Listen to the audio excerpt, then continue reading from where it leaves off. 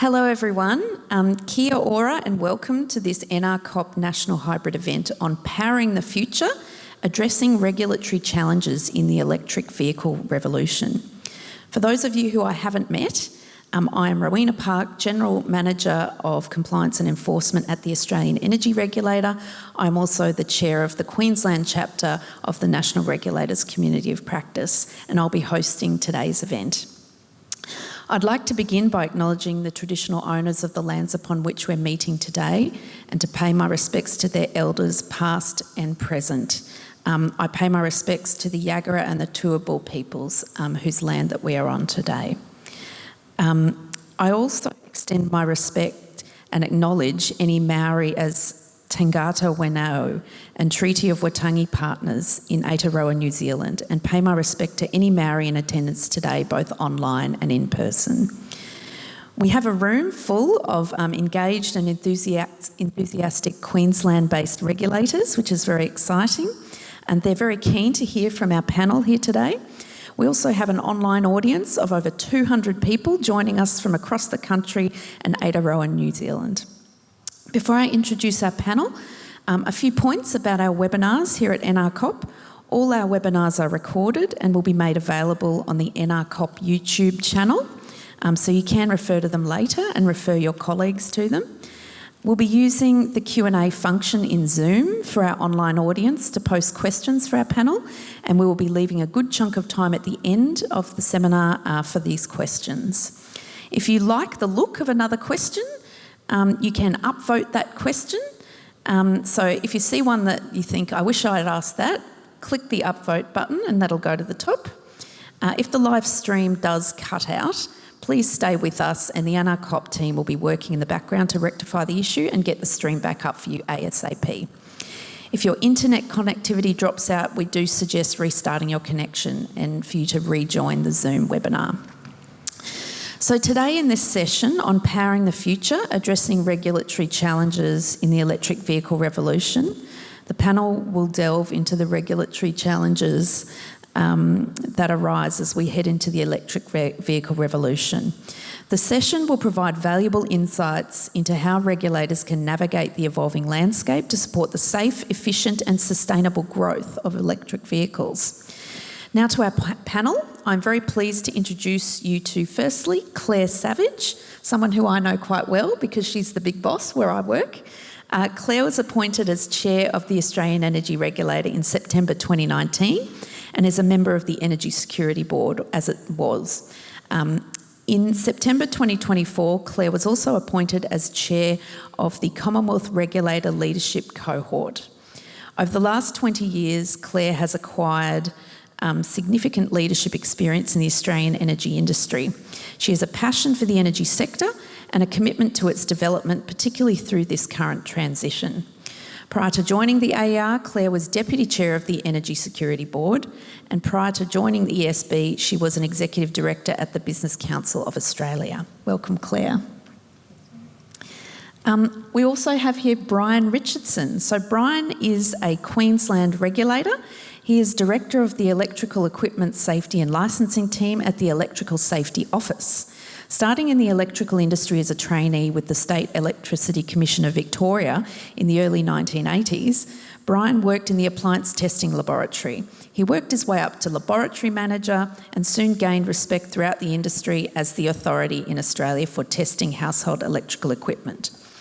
Brian has been a significant presence in Standards Australia committees, writing important Australian safety standards used throughout the industry. Now, as Director of Equipment Safety and Licensing, Brian looks after the safety of household electrical appliances and makes sure electrical workers and contractors are licensed appropriately. So Clare's and Brian's full bios can be accessed on the ANZOG website if you want to find out a bit more information about them. So welcome to you both. So we wanted to set the scene a little bit before we commence this discussion, and the reason why we brought both Clare and Brian here together today is to talk about the impact of a huge technological change on two very different regulators and what that means for how they regulate and what they do when they're regulating. Now, You may or may not be involved in regulating energy or electric vehicles or anything like that, but I encourage you to think about how lessons that are learnt as part of this journey could be applied to all different types of regulation. How are technological changes affecting your sector, and how might you respond in order to make sure that we're doing public good? So first, it would be really good to hear from our panel members about a bit of scene setting around the roles and responsibilities of their agencies in relation to electric vehicles, and what the touch points are that they have with the EV industry. So Clare, we might start with you. Okay, thanks, Ro. And I think Ro said at the start that she feels like she could regulate anything, and I think that's probably true. Having worked with her now for a few years, I think she definitely could regulate anything.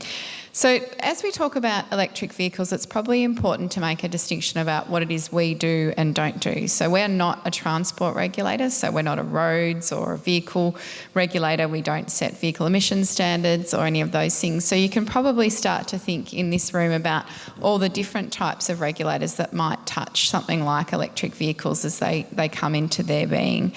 What we do, though, is we regulate the supply of electricity. So we're both a conduct regulator and an economic regulator. And I'm going to talk a little bit about both today. And I know a lot of you in the room might be more familiar with conduct regulation. Some of the AR people obviously are more familiar with economic regulation, and I can see a couple of people at the table over there who know a lot about that. So I'll just talk about that in a couple of different dimensions. So when you think about electric vehicles, in some ways you could think about them as being a new electrical appliance from the perspective of how we might treat them. But they have some pretty unique characteristics, which means we have to think a little bit more carefully than just thinking about it like a toaster or a fridge. Now, part of this is because electric vehicles obviously have very large batteries in them. And those very large batteries can charge, and they can charge at home. They might want to charge when they're in movement, so if they're moving between places, and they might also charge at work. And when they charge, they might want just a little bit of energy, or they might want a lot of energy. And depending on where they are and what they're needing to do, that has implications for the energy supply system. So what we do at the AER is we regulate the supply of energy to the customer for the premises. Now, that can be a residential customer, it can be a business customer, it can be a home premise, it can be a business premise. That's the current definition, though, of the supply of energy. We also regulate the networks, so the monopoly infrastructure, so poles and wires, whether that's transmission, high voltage, or distribution, which is low voltage. We regulate their revenue, so we're an economic regulator in that sense, because it's monopoly infrastructure, we work out how much those businesses can earn over a 5-year period and the prices they can charge through that time.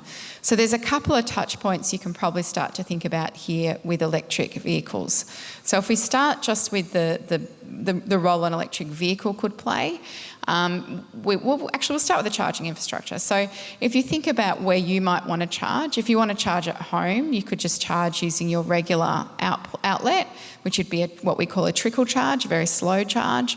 You might install an expensive fast charger in your house. That might mean that you need to upgrade your power system, and I think Brian will talk about that a little bit in a minute. But who will supply you the energy for your electric vehicle when you're at home? It might be your current retailer, or it might be that you want someone else to supply it to you, perhaps the people you bought the electric vehicle from, or a new entrant altogether.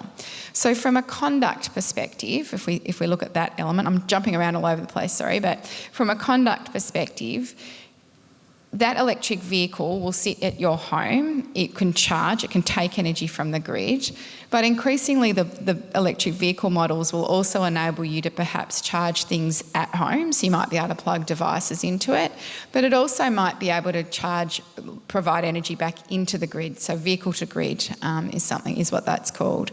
So when you start thinking about an electric vehicle as being an appliance in your home, so supply of energy to the customer for the premises, it's probably captured by our existing conduct obligations. But when you start to think about it operating as a battery that might supply energy from your home to the grid, it may not be captured by that definition. And so we start to think about, are there gaps in our current regulatory framework about how we would regulate that type of supply to the grid? And so one of the things the Australian Energy Regulator has done is to look at whether or not there are gaps in the existing consumer protection framework for customers who might be supplying energy from their electric vehicles back into the grid, or having an aggregator or a retailer or some other kind of new entrant service provider doing that on their behalf. Algorithms, technology, all of these things will have a really big role to play. Now, there's questions then about the essentiality of vehicles. So we tend to talk about energy supply as being an essential service. Do we still think it's an essential service if it's being used for vehicles? And that's something that we need to consider.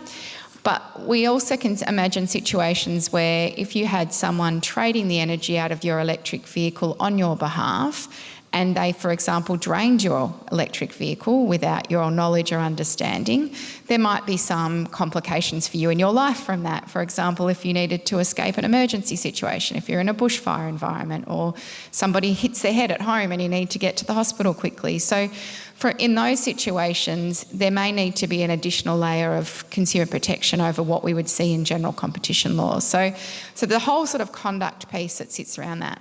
And then separately to that, when you start to think about where you might charge your vehicle, if you're not using your power point at home and you do want a fast charger, you may be able to install a fast charger at home if you've upgraded your house to a 3-phase power and you can afford it. But if you live in a multi-dwelling apartment building, or if you're on the road and you're wanting to get, like I'm going to this summer, from Victoria to South Australia, and you want confidence that you can get there, then you might want to see some sort of public charging infrastructure.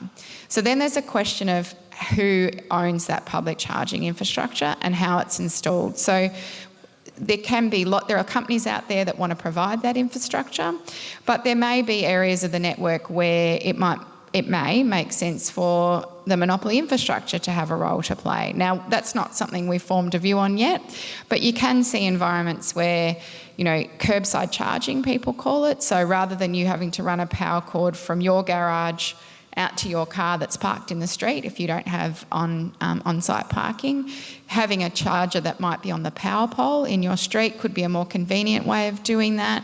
But that has some competition concerns. So do we want natural monopolies participating in these markets? Do we think that there's competition that should deliver it instead? Do we think of it more like street lighting? And we have a role then in that economic regulation of those networks. So thinking about the ring fencing obligations, so what parts might be competitive and what parts might be contestable, thinking about the way in which those networks charge for energy. And if you ever want someone to tell you a lot about that, Dale Johansson's sitting at that table over there and certainly can.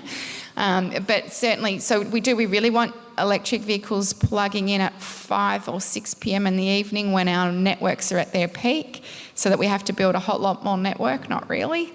So how do we get some kind of cost reflectivity and signals to those vehicles about when to charge and where to charge, so that we're making more efficient use of the existing network infrastructure we've got? So there's lots and lots of questions for us about how do we regulate networks, what role they play, and how they supply energy to electric vehicles. So both the conduct and the economic regulation is really evolving for us as we see EVs come to market. So I might pause there, Ro.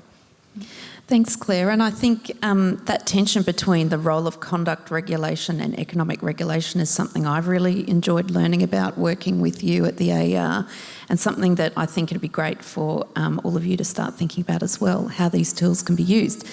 But let's move to Brian now. So tell us what the touch points are with EVs for the Electrical Safety Office. Okay, thanks. So the Electrical Safety Office is the Queensland regulator for electrical safety. It's in the name, it's excellent. And the name electrical's there as well. So we have electric vehicles, electricity.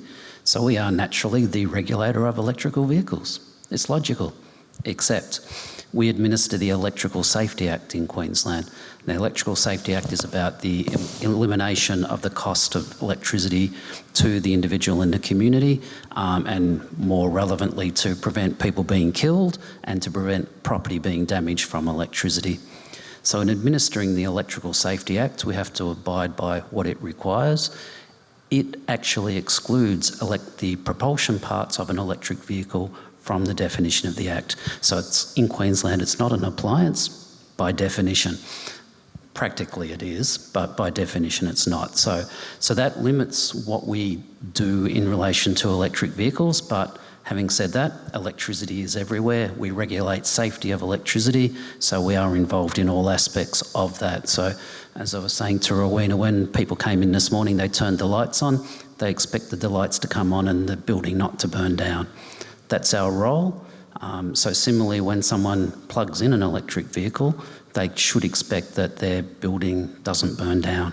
That's part of our role. So whilst we don't regulate the vehicle per se, we do regulate the infrastructure around the vehicle, the house installation that will be used to charge the vehicle, the public charging points that will be used, regulating them to ensure safety. We regulate all the infrastructure and bits and pieces, and Claire did mention be able to use your vehicle to plug in. I've seen situations where they're basically saying you're going to go camping, you can use your vehicle as your energy source, plug in a power board to your vehicle, and then you can run your lights and run your radio and your TV and everything. I see some safety issues with that personally, but it's obviously something we need to work through. So that's essentially where we're at, and then we obviously use Australian standards and international standards as a way to look at that.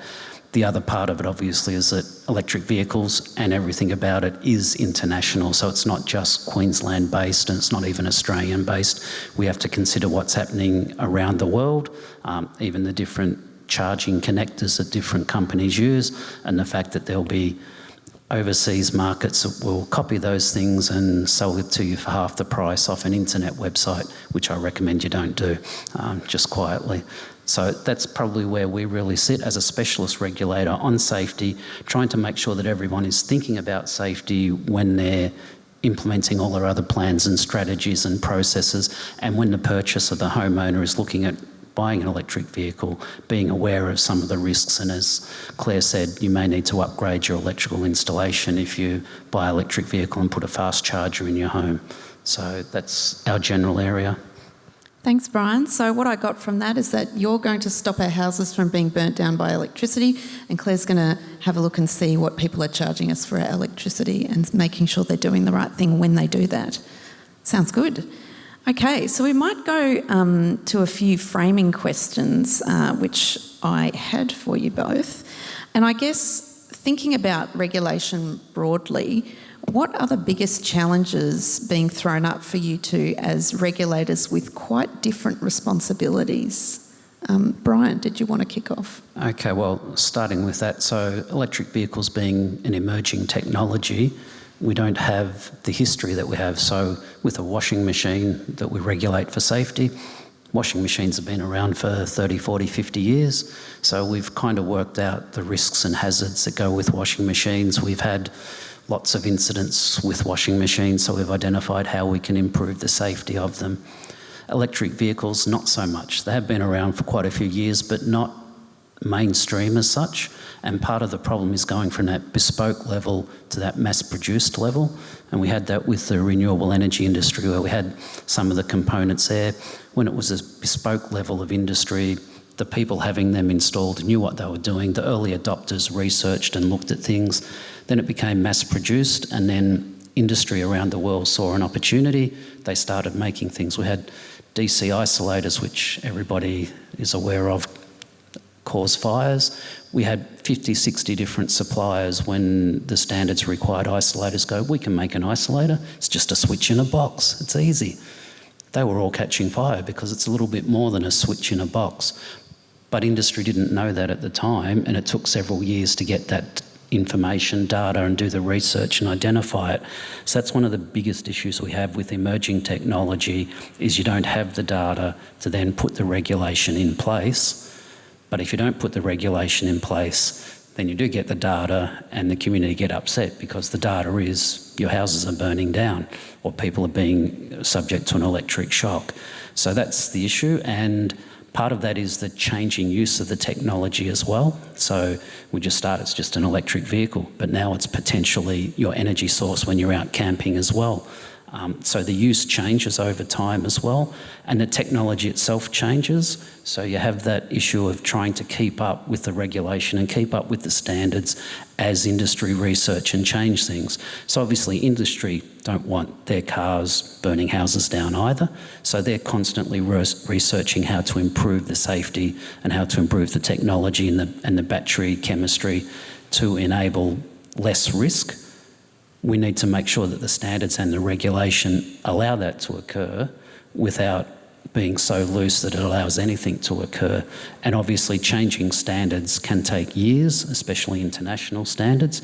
So if we set something in a standard that is too prescriptive or too focused on a particular technology, it can inhibit that extra effort and evolution of the technology to actually be safer. So that's another part of the risk that we have, is by rushing too quick, setting things too prescriptive, even though we say it's a performance-based thing, we're focused on a particular area, and then that creates the level that's required, a different technology that may actually be as good or better from a safety viewpoint can't get a leg in because it can't comply with the requirements, so therefore it can't get sold. So that's one of the risks that we have as a safety regulator, is finding that balance of ensuring a minimum level of safety without preventing innovation that will make things safer. Yeah, that's definitely the tension, isn't it? Because we all want to be safe, but not at the cost of great technological advancements that will benefit us all. So it sounds like you've got your hands full with that. Full and a little bit more, yes. And obviously, whilst it's easy to say, we'll put a regulation in place or we'll put an Australian standard in place, that's not as easy as it sounds either, because there's a lot of stakeholders involved in those processes and they all have their own pulls and pushes that they need as well, and there's the economic cost of a change. So even a small change to a marking requirement in a standard has an economic cost to the industry that have to make that label. So we've got to be careful that we don't over-regulate in that area, but at the same time we need to find a way to get information to people so that they can understand what the risks are. And if we want to do something more significant, then obviously that will cost with manufacturing, have to change their processes, then get all that product retested, recertified to verify that it complies. And when you put a change in a standard, you've got to get a testing facility that then is accredited to do that testing. Then you've got to get the product in line to get the testing performed. So even a simple change in a standard can result in a couple of years of work for industry to actually get to comply. So we can't generally do things overnight. Obviously, if there's a serious safety risk, our minister can immediately stop the sale of something and have a recall occur, but we'd prefer to get to a situation where we're preventing that by being more proactive. But that means working with industry, working with the experts, but also understanding the experts have their own pushes and pulls. So we need to maintain that regulator focus that we're here to eliminate the cost to the community from electricity. We're here to prevent someone being killed, to prevent property from being destroyed by electricity.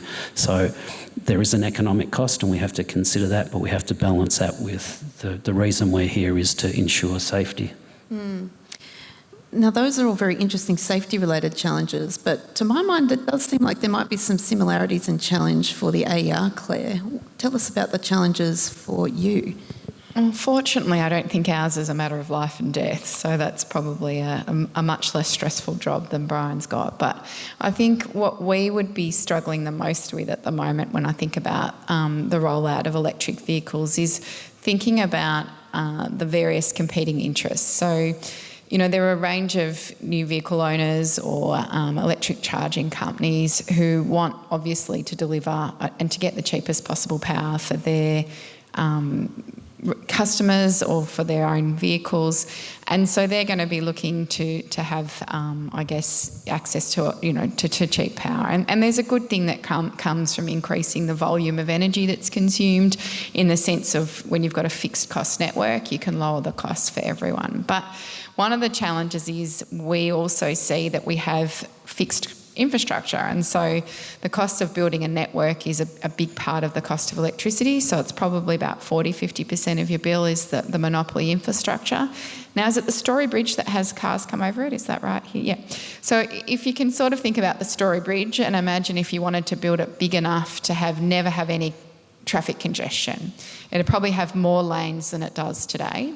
But that may not be cost effective for all road users to build, nor very pretty, to build the Story Bridge wide enough to fit all cars to flow seamlessly over it.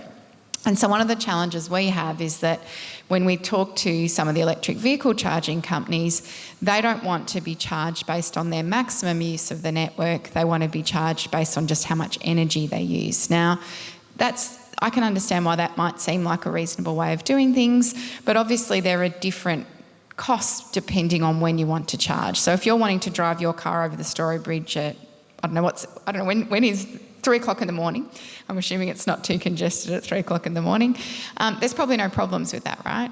But if you're wanting to drive over and not be congested at, 8 a.m, that might be a very different type of proposition. So the time of day that you use the network matters, how much you want to use it at that time matters. And so if you want to use a huge amount, just 5 minutes every day, you still have to build the network big enough to accommodate all of that energy all at once, rather than just spreading it out through the day. So, we've been trying to help the networks to set prices that would reflect the time at which this energy is used and the maximum amount that's used at that time.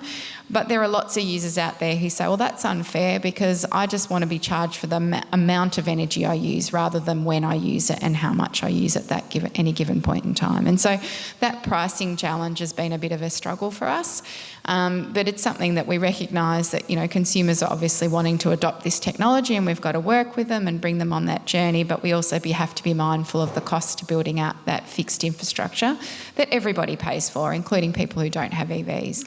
Look, we might stay with you, Claire, because you've touched upon economic regulation and how we influence what people charge consumers, and that is particularly complex in this area. Can you tell us a bit more about the role of economic regulation in safeguarding the uptake of electric vehicles? And you might explain to the uninitiated what economic regulation is. Okay, sure. So economic regulation is really the creation of incentives, the same as conduct regulation. But instead of doing it with penalties and fines, we also do it with carrots and sticks, like financial penalties and financial rewards. And so when we think about economic regulation in the context of monopoly infrastructure, we're thinking about, well, how much money does a network need to earn over 5 years? How can we incentivise them to be more efficient? How can we ensure that they're spending as little as possible and investing where they need to? So we tend to have a range of economic regulation tools to assist with that task. In terms of, though, the economic regulation of the networks, and I talked a little bit about the Story Bridge and how big to build it, etc. But in my opening comments, I also talked about who should build charging infrastructure. And so that's it's got both a conduct and an economic regulatory perspective. So when we think about that, when you used the example I was talking about before of driving from Victoria, so Melbourne, where there's probably lots of competition for electric chargers, but I'm going to drive to Port Lincoln, which is actually 15 hours drive from Melbourne. Much less need probably in terms of the amount of flow and people that might travel through those more remote parts of Victoria and South Australia.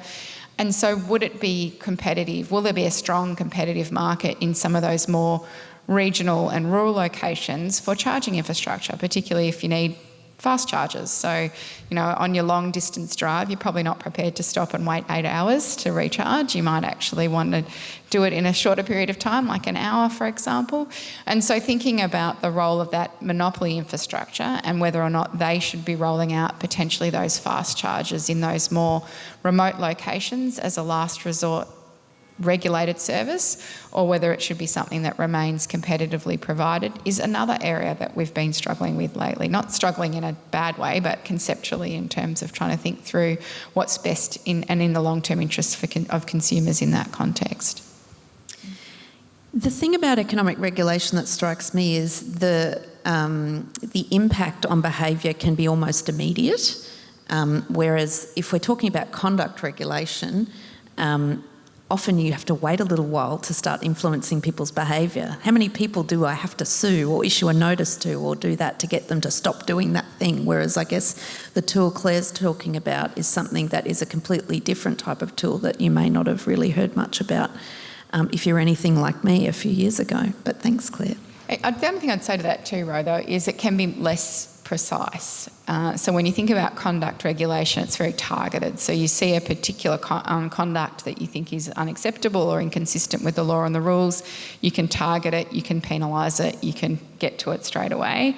When you think about economic regulation, because you're trying to send a financial signal or an economic signal to people, whilst you can try and target the behaviour, if you try and target it too closely, it becomes less of an incentive-based regime, and it becomes more basically what we would call cost of service regulation, which is essentially you spend the money, we reimburse you, and then you don't tend to get some of those incentive properties that you want around people becoming more efficient through time. So when you are sending an incentive-based signal, it can be quite a broad signal because you want discretion and you want the regulated entity to be able to make choices and to do what's most efficient, but it can be less targeted than conduct regulation.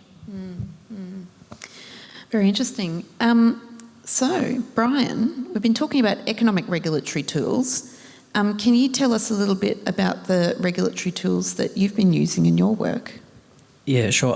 Probably just touching on the economic tools that are utilised as well. Is part of what we do is try to work with all different agencies to influence the thoughts of electrical safety at the start of any economic tool that may be considered, any incentive that may be being considered is say, well, you're going to incentivise for people to have renewable energy batteries in their homes. Perhaps we should talk about a minimum level of safety requirement that the battery and the installation should have before we work out how much we might want to incentivise people. So as a safety regulator, that's one of our basic toolkits, is influencing other regulatory agencies and other policymakers in their decision making to ensure that safety is considered, and it's not just, well, the lights turn on and the house doesn't burn down, I don't have to think about it. We do have to keep that in everybody's mind. So as a small regulator, that's difficult to do, but we do try to influence nationally. As a safety regulator, we try to influence nationally through standards as well. We utilise other regulatory agencies throughout Australia, so electrical safety being a state-based and state and territory-based responsibility. We work with all electrical safety regulators to try to influence it in each state in a similar way and talk with the federal agencies as well. We try to work to have a uniform and consistent approach throughout the states as well.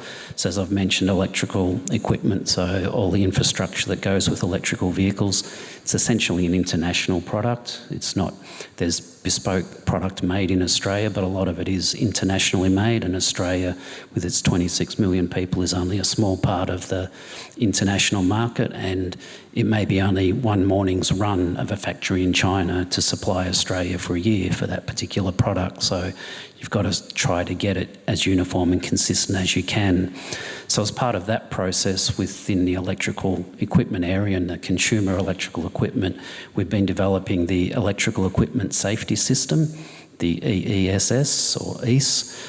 So that's a system where the state and territory regulators are getting together, making the same requirements for the sale of electrical equipment, the same standards and the same minimum level that is expected. So irrespective of which state or territory you go to get compliance requirements, or which state or territory you're selling the product in, you're meeting the same requirements. So as I said, with a small market, if you've got a supplier coming in and they've got to supply a different product for 7 or 8 different jurisdictions, it's not economically viable to do that.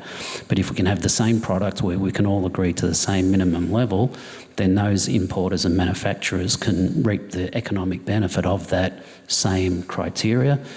If we can influence internationally at a standards level, we can get the Australian requirements in the international standards, then they don't even have to do anything extra for Australia.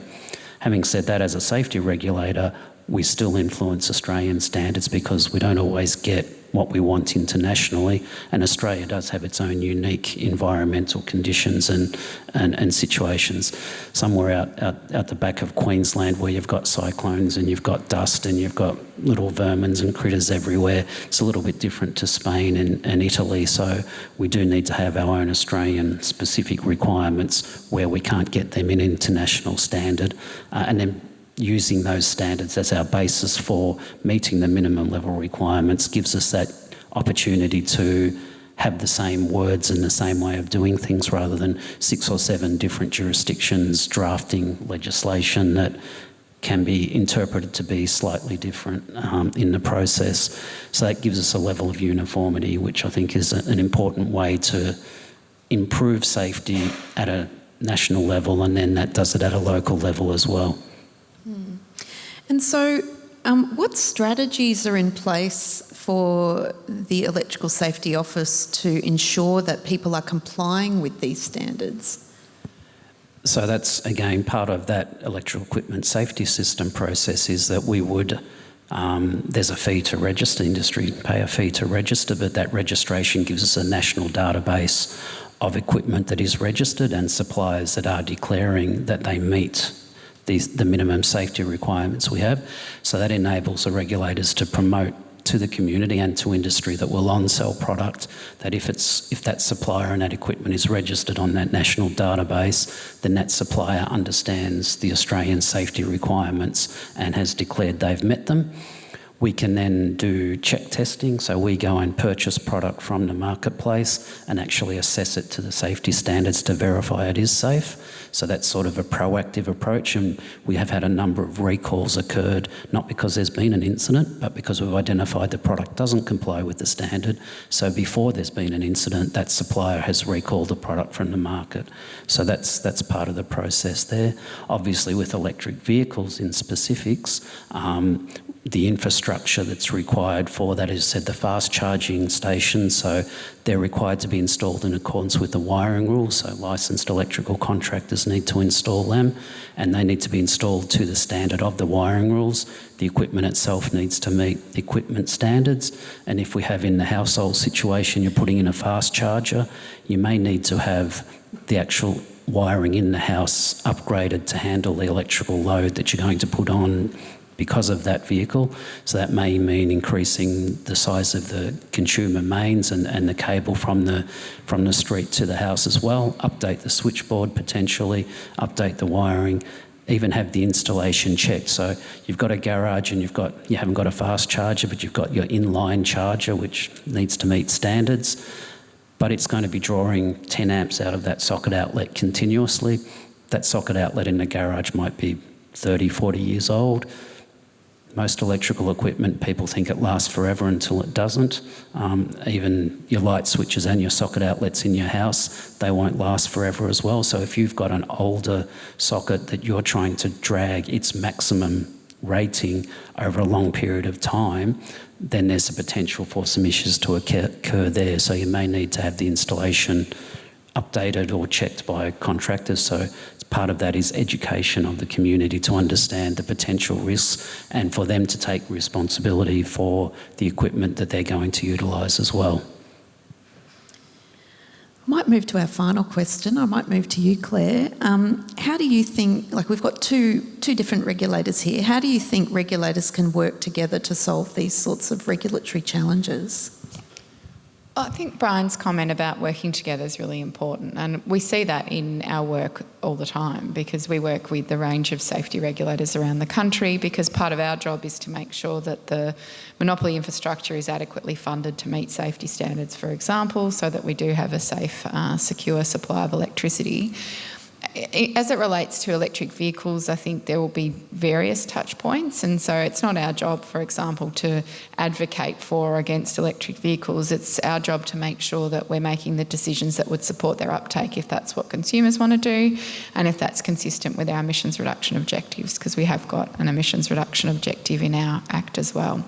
So I think, from our perspective, it's really about thinking about the various standards and not just the safety standards but also the technical standards and how that interfaces with what the networks need to provide, thinking about the issues in the home, working in that way. But I think there are obviously other regulators apart from just safety and energy and particularly around transport and vehicle emission standards, etc., which is going to be something probably much more critical to the uptake of, and even FBT, fringe benefits tax. The tax office is probably your biggest, most critical regulator right now in that context. But, we just have to be ready and responsive, I think, as the technology develops and evolves and remain flexible flexible. I think that's probably the biggest thing in the face of unprecedented transformation and change, is being able to maintain a flexible mindset around what the regulatory frameworks should be and how they're applied.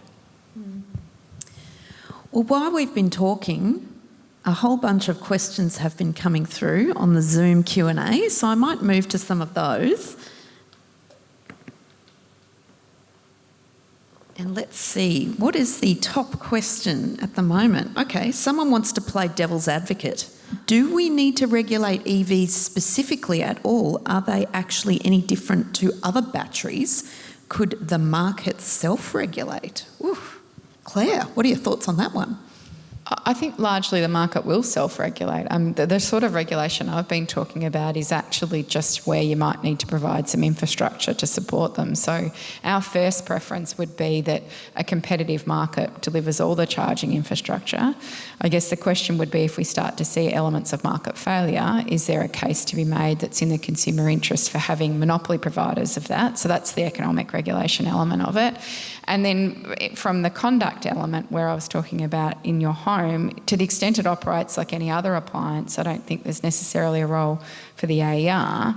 But if that battery is, and all batteries, to be fair, I would say this is not specifically about electric vehicles, but any battery that is starting to discharge energy away from the home and out to the grid may require some level of additional consumer protection. So if you're buying a service from a retailer and it's about the purchase of energy, and then you're moving into something where there might also be a different two-way supply of energy, you may have expectations around dispute resolution, you may have expectations around the way in which your contract is managed, that you would have those protections if you're in the general electricity market, but you currently may not in that space. So it's about thinking about the essentiality of what's being provided and whether additional regulation is required. What do you think about self-regulation in this space? No, obviously we only want to regulate where we need to regulate.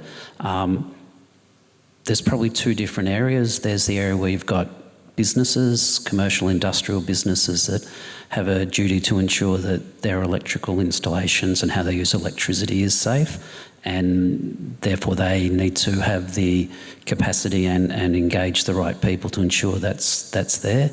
For the community, the general public, it's a little bit more difficult. There's not the expectation that the average person in the street will understand the risks of electricity, and there is the expectation from the average person in the street that they can turn the lights on and not burn their house down. So that does require a level of regulation, unfortunately. The market will regulate to an extent, but the market will also say, we want a level playing field. So there are a lot of companies that do a lot of good work and a lot of research to make their products safe. They may have to charge a little bit more than the person who doesn't do as much work to check to see if their product is safe. So it becomes a distorted marketplace, because the product that you should be buying may cost you a little bit more, but it's probably the real cost that is appropriate, whereas the cheaper product has that additional risk of it may cost you more in the long run. So we do need to have some level of regulation, that minimum level of safety, and that's part of the schemes that we have in place. We will raise the requirements on particular types of equipment if they are identified as having a higher risk, and we are looking at batteries at the moment and the electrical infrastructure, the charging stations, etc., just to see if they are at the right level of risk profile in our scheme. But ultimately there needs to be some level of requirement so that we don't get international manufacturers making a product and just shipping it to Australia and saying, she'll be right, it'll work for you, and it causes a shock or a fire, because the cost to the community is far greater than the $5 you save by buying the cheaper products. When safety is an issue, I think self-regulation can be very tricky indeed. The next question I have is from Anonymous. How will the transition to green or renewable energy influence network infrastructure and demand driven from electric vehicles, particularly if people will be looking to charge them overnight? I think you've touched on this a little bit already, Claire. Yeah, I'm not sure if I totally understand the question, but I think as we start to see the emergence of, or the increased penetration of renewable technologies, so we'll have a variety of them, wind, solar, pumped hydro, batteries, etc. There will be obviously different times where it's better to charge. So, I mean, at the moment even we can already see we tend to have a surplus of energy between, say, 11 a.m. and 4 p.m. in many of the jurisdictions, particularly here in Queensland, where we've got lots of sunshine at that time. And so that might be the time of day that you will want to charge your car because power might be free, or it might even be, you might even be paid to charge at that time. And so from that perspective, I think when people charge will change as we start to see the renewable transition increase. But of course, the more you have batteries, when you do have really cheap power in the middle of the day, a battery enables you to move that cheap power from the middle of the day to other times of the day as well. So at the moment, yes, it makes sense to trickle charge overnight, but it could also make sense to charge at work or wherever it might make sense for you to charge in the middle of the day. But let's remember too, I mean, most of the new electric vehicles tend to have ranges of sort of 400, 500, 600 kilometres. So if you're driving less than that in a week, you wouldn't necessarily be expecting to charge every day. I mean, it might be that you're charging once completely in a week, or you might be charging, you know, sort of for periods of time to just sort of top up. And the sort of energy that the time it takes to get from 10% to 80% is actually very different to what it takes to get to 100%. So you might actually be able to just off a regular socket get from, you know, if you're at 15% charge, get to 60% charge fairly quickly. So that's the lesson I've been learning, is don't jump to a fast charger at home. But I'm just about to buy my first EV, so I won't necessarily offer advice yet. I've got a question here about emissions, which is interesting. I'm not sure whether this would be something Brian would have oversight into, but Clare, you might have some thoughts about this.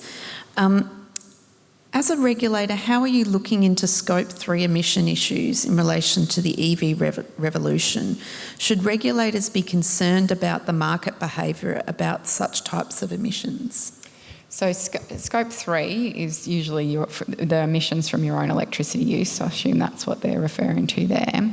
And look, at the moment we're seeing the emissions from the grid coming down fairly rapidly. So if you think about however many, 10 years ago we probably had an average emissions intensity of the grid at close to 1. It's probably at about 0.6, I think now. I'd have to double check that. So this is tonnes per kilowatt hour. So it's coming down very quickly. And obviously the time of day that you charge matters in that regard as well. So as I said, if you're charging between 11 and 4 p.m, then you're largely using solar, and so it's probably got a zero emission element to it. But the emissions that are being offset are those emissions from internal combustion engines, which would be obviously petrol or diesel, which is far more emissions intensive. So I think when we think about electric vehicles, we think about them as a way of getting towards our net zero goal. And certainly that's something we have to have regard to in our decision making, because meeting our emissions target is part of the national electricity objective. Are emissions something you need to bear in mind in your role, Brian? Not specifically as such, but obviously as an overall arching aim of governments and as a regulator for the government, we have to consider what our activities and actions may impact on. But essentially we need to ensure safety as the first and primary thing, but need to take into account the need to get to the net zero process as well. We have another question from Anonymous. Anonymous has been quite busy.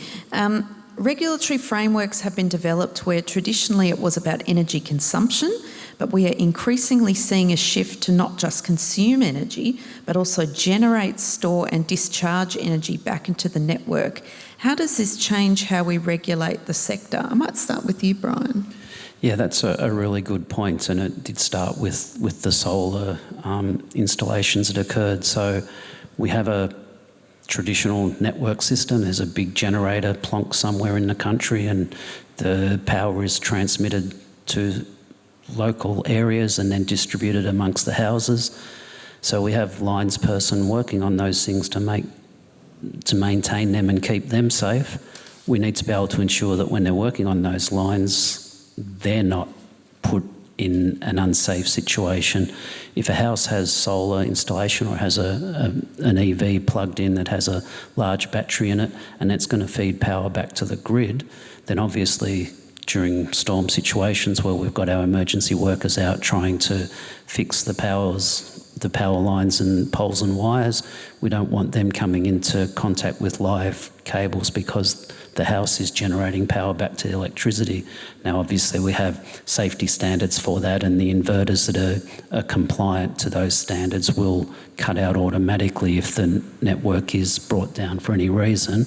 But that's part of where you need to have a level of safety regulation. Otherwise, people will be offered a cheaper inverter that doesn't have that facility in it, and then the actual worker is put at risk. And similarly, even just working in a house, we require our electrical workers to de-energise anything and not work live unless there is no other way to do it. And most of the times there is another way to do it. So we need them to de-energise. So that's one thing to say, okay, I've cut the power from the grid coming into the house, but if someone comes home and unplugs in their EV whilst the electrician's working on replacing that power point for you, and that EV then energises the house, the electric worker is at risk of electric shock. So there's some of the issues that come into play with that, where we've got to consider how we regulate and how we put processes in place to protect the workers working as well as protect the community. What are your thoughts on this, Clare? I feel like that defines our life, that question, to be honest. I think that's touching every element of the AER's work. So, I mean, that shift towards more distributed sources of generation and so both distributed energy resources, demand management, etc. That is a huge change in the way in which our power systems are operating and running, and we have had to really do a lot of work to actually think differently about that question. And so we think about, for example, how exports are contributed back into the system, how they contribute to the use of the network and the cost of that. How do we make sure that the network's right-sized to actually get the right economically efficient level of exports out of homes? And so do you need to curtail sometimes the solar generation or do you do it equitably? Do it individual households get cut off? You know, is there flexible export limits that apply across the system? I mean, there's just, honestly, Ro, so many answers to that. And it's such a big part of the AER's work, thinking about how we make the best possible use of our distributed energy resources for the most efficient power system going forward. Definitely the case. Brian, I've got one for you, and this might be our last one before we finish up and then go to questions with the group that's here. Are there electrical safety concerns associated with charging in the home? But what about when EVs are being driven around? Are there regulators working together to manage those risks? As in driven on the road, or you mean charged elsewhere? That's what they're talking about. Yes. So that would fall into the sphere of somebody other than the electrical safety regulators in effect, so talking transport. But what I would probably put there is that regulators do, as we are here today, talk together about things. So in Queensland, we've set up a lithium ion group, the LIG, which is all of the different agencies throughout Queensland that may be impacted by battery technology, which includes electric vehicles. We do have the ACCC involved as well with that to get a bit of a national focus. But so we have transport, we have the fire department, we have environmental, we have the energy people. So they all come along. We have a regular meeting, talk about the different areas that are impacting us in relation to lithium battery technology specifically, and then understanding what each agency is doing in relation to that, and then leveraging off each other. The fire department, as it is, they did a really good program on community education on the dangers of lithium batteries, so we've sort of added that into our website and used our socials to promote that as well. So it's a matter of agencies working together, so we work with the transport agencies to discuss what may be impacting them in the way of electrical safety. But similarly, as an electrical safety regulator, we're not going to regulate how a vehicle is driven and used. regulators working together, which is good because there's a lot of us here in the room today, and we'll be talking later. We can talk about how we can co-regulate and build better relationships. Unfortunately, that is all we have time for today.